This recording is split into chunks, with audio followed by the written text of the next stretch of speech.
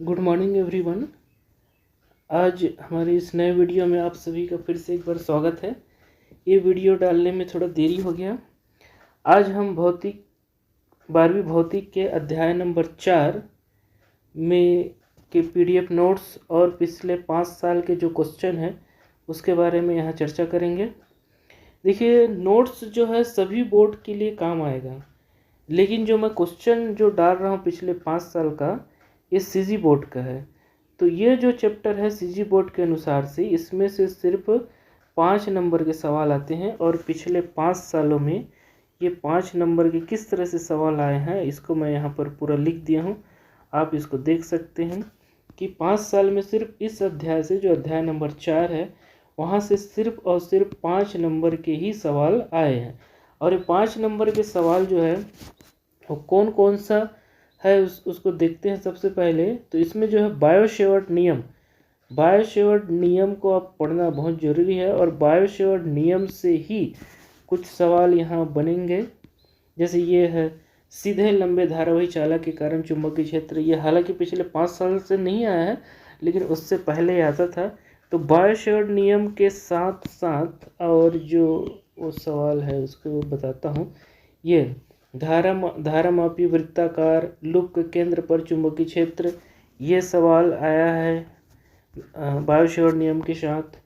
उसके बाद ये वाला मोस्ट इम्पोर्टेंट सवाल है, धारावाही वृत्ताकार लूप के अक्ष पर चुंबकीय क्षेत्र। ये सवाल भी अधिकतर आते रहता है। इसके बाद एक और सवाल है जो आएगा यहाँ, वो है, उसके बाद एक पार्ट हो गया इसमें धारावाही बायो-सेवर्ट नियम के साथ। अब दूसरा पार्ट है एम्पियर का परिपथी नियम। तो एम्पियर का परिपथी नियम को पढ़ने के बाद इसके अनुप्रयोग 3 ठो है, लेकिन 2 ठो ज़्यादा इंपॉर्टेंट है।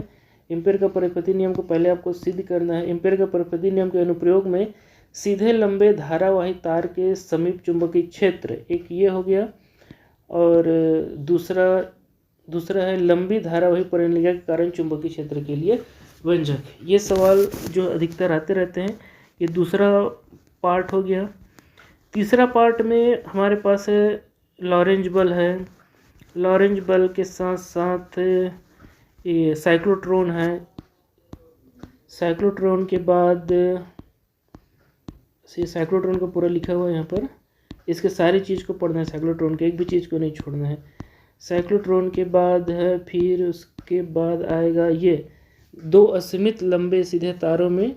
ये सवाल जो है लगभग 2-3 साल तक आया है। ये बहुत ही मोस्ट इम्पोर्टेंट है। इसके बाद है धारामापी के बारे में आएगा, धारामापी का सिद्धांत, और ये पूरा क्वेश्चन इस तरह से आया है ये।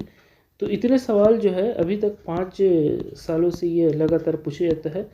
तो ये जो है 3 पार्ट में बनता है। पहला जो है बायो-सेवर्ट नियम वाला, उसके बाद एम्पियर का परिपथी नियम, तीसरे पार्ट में साइक्लोट्रॉन, धारामापी, और वो सीधे तार वाला जो क्वेश्चन दिखाया था वो। तो ये 3 पार्ट में से कोई 2 पार्ट का सवाल जो है हमारे अथवा में मिलकर 5 नंबर का आता है। तो इसका पीडीएफ जो है मैं वहाँ डाल दूँगा लिंक में डिस्क्रिप्शन में। आप यहाँ से डाउनलोड कर सकते हैं और आसानी से इसको समझ के पढ़ सकते हैं।